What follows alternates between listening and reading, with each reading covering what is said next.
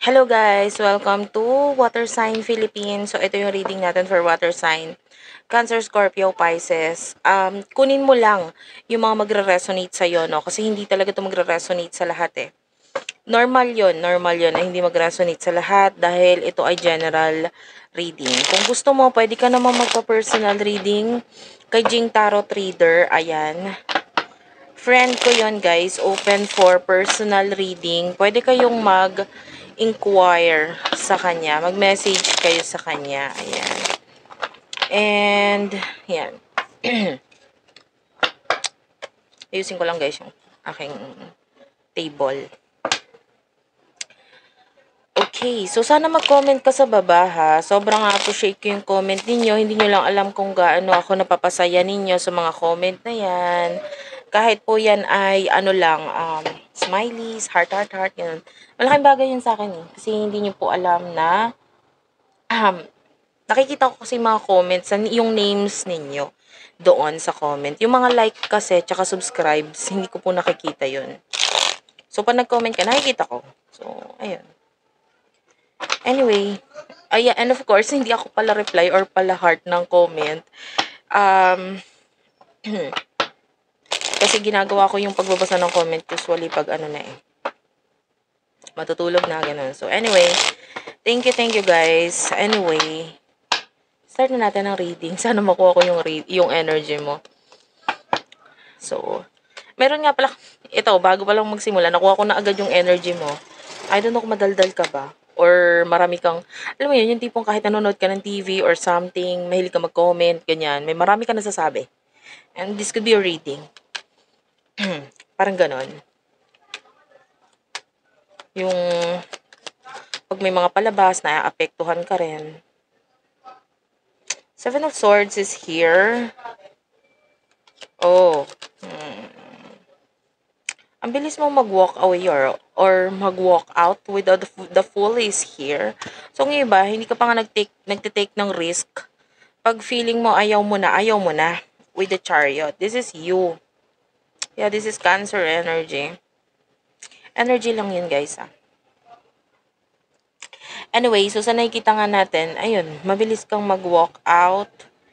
Pwedeng dito sa person na kakonect mo, nag-walk out ka na naman agad-agad, umalis ka na naman sa connection ninyo, and parang hindi ka na naman sure sa kanya, or hindi ka na naman sure kung anong gusto mo. Hindi ko alam kung malinaw ba sa'yo, but anyway, this is the Four of Cups. Ayan, so hindi ka na naman sure sa kanya. Bakit hindi ka na naman sure dito sa taong to? Three of Pentacles, you're focusing on new beginning, not new beginnings, but rather yung growth mo. Gusto mong mas maging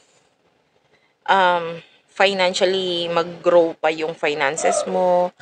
And with the Five of Cups, yan. Sa ngayon, medyo may mga lungkot kang nararamdaman. Yung iba,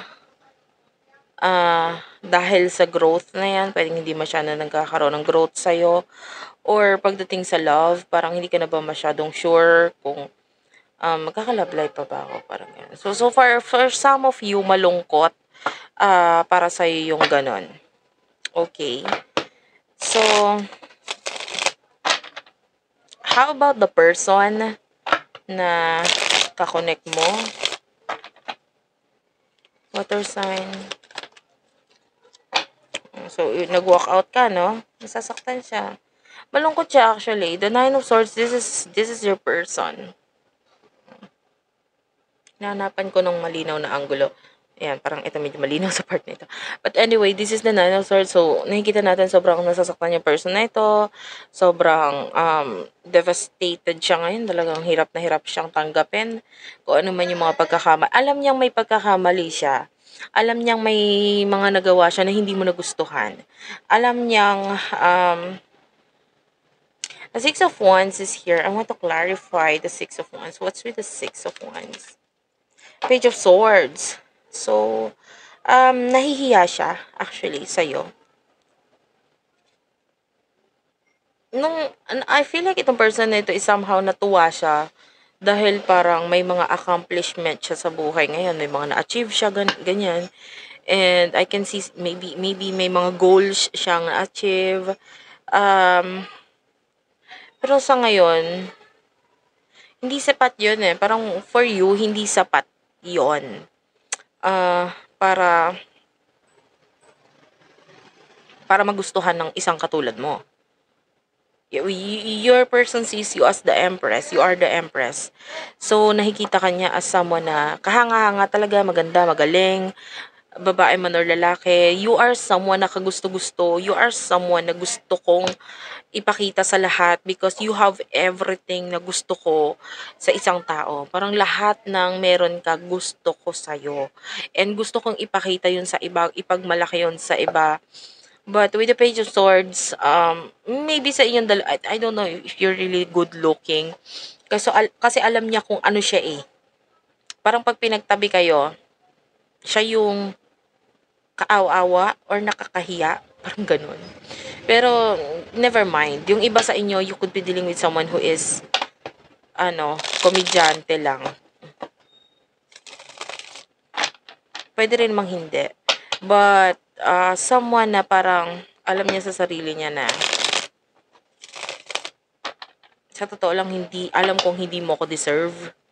Parang ganun. Maybe because of this person's past. So, pwede may mga past energy siya. The star. I told you, this person sees you as the star. Ikaw talaga yung gusto niya. Pangarap ka niya. Ikaw yung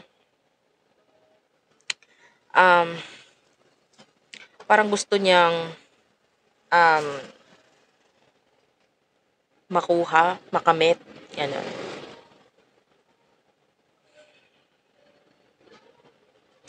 Wait lang guys.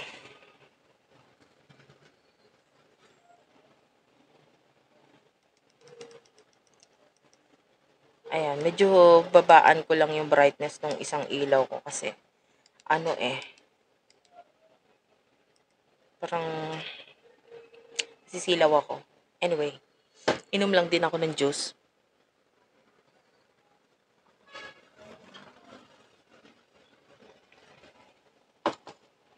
Okay.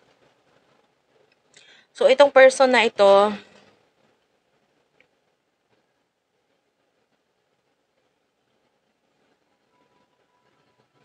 nakikita ka niya as someone na, wait lang.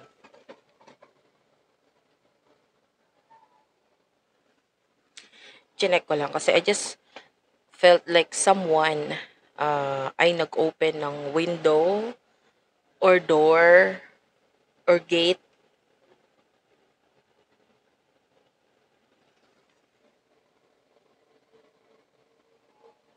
So, hindi dito sa area ko. So, I don't know if that is you sa area mo. So, this could be a reading.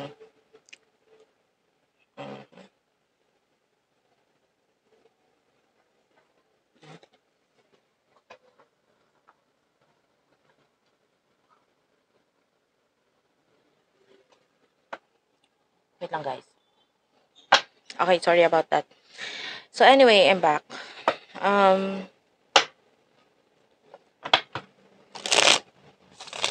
Alamin natin yung emotions ng taong ito sa'yo. Bukod sa ganito na parang hanggang pangarap ka lang eh. Parang ganun. Eight of Cups. Yun talaga eh. Alam mo itong taong to kahit paano. Sa future, no? Iniisip pa rin niya, sana may chance pa rin sa ating dalawa. Gusto niya maging successful kasi feeling niya isa ito sa makakatulong para magkaroon siya ng chance sa'yo. Na pwedeng alam niya yung standards mo eh. Alam niya kung ano ka mag-isip. Alam niya kung anong gusto mo.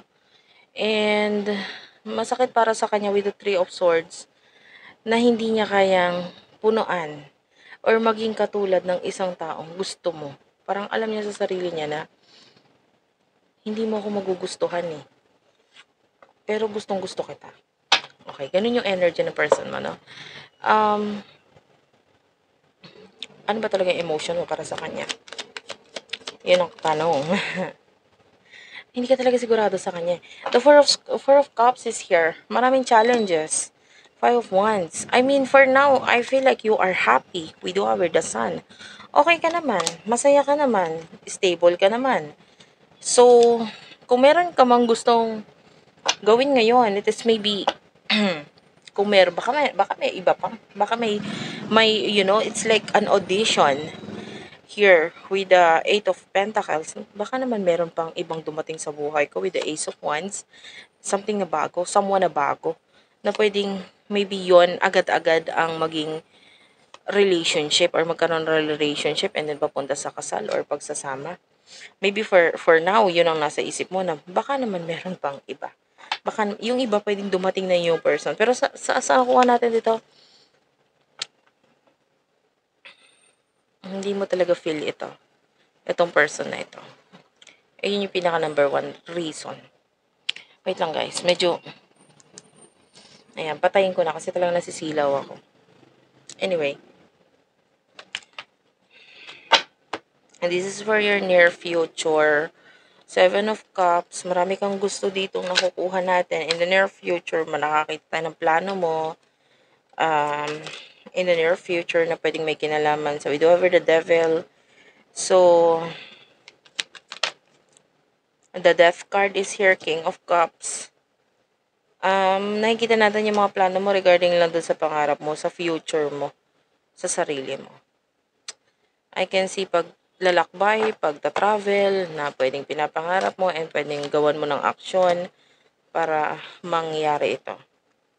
Sa ngayon, kinocommit mo ang sarili mo sa sarili mo lang.